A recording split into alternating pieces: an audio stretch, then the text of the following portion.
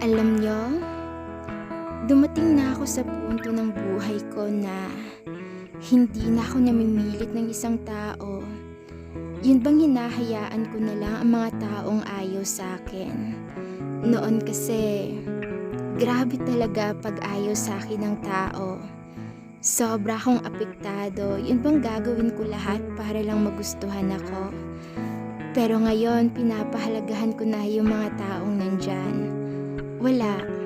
Na-realize ko lang talaga na hindi mo talaga mapipilit ang isang tao na gustuhin ka. Lalo na sa umpisa ay hindi ka talaga gusto nila. Kasi yung mga tao kahit anong gawin mo, di mo sila mapiplease, kaya bahala na kung marami mang tao na ayaw sa akin. Bahala na sila kung ano man yung sasabihin nila sa akin.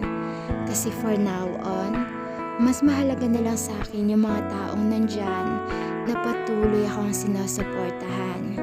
Yung mga taong walang sawang ako'y pinapakinggan sa panahon na di ko alam kung ang problema ba ay aking malalagpasan. Kaya sa mga taong nagmamahal sa akin, mahal na mahal ko rin kayo. Salamat sa lahat ng suporta at pagmamahal nyo. At sa mga taong ayaw naman sa akin, okay lang, hindi ko kayo pipilitin.